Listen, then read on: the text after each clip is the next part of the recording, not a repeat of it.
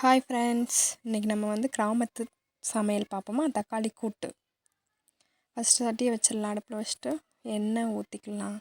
எண்ணெய் கொஞ்சமாக ஊற்றிட்டு நம்ம கொஞ்சம் தான் தக்காளி கூட்டு வைக்க போகிறோம். தொக்கு மாதிரி வச்சுட்டு அதுக்கப்புறம் கொஞ்சமாக கடுகு போட்டுக்கலாம். சீரகம் பெரிய சீரகம் போட்டுட்டு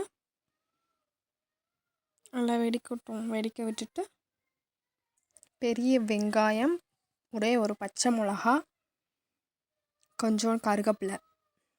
நம்ம உரப்பு வந்து கொஞ்சமாக தான் போட போகிறோம். அதனால் ஒரே ஒரு பச்சை மிளகா, வீட்டில் அரைச்சி வச்சுருந்த மிளகாப்பொடி எல்லாமே கலந்து காய போட்டு அரைச்சிருவோம். மொத்தமாக அரைச்சி வச்சுருவோம். நல்லா வதங்கட்டும். அதுக்கப்புறம் வதங்கின அப்புறம் தக்காளி போட்டுக்கலாம்.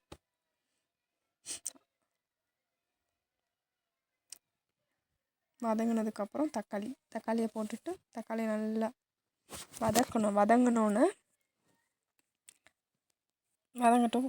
கொஞ்சமாக உப்பு, நம்ம எவ்வளோ போட்டு கேட்போம் கொஞ்சமாக உப்பை போட்டுட்டு அதை நல்லா கிண்டி விட்டுட்டு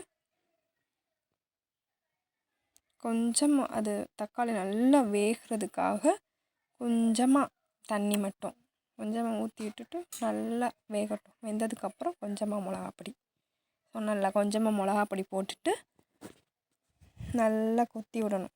தக்காளியை நல்லா பிசைஞ்சு விட்டுட்டு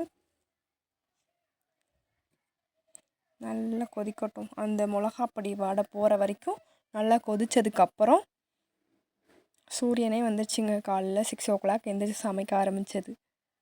சூரியன் வந்துடுச்சு.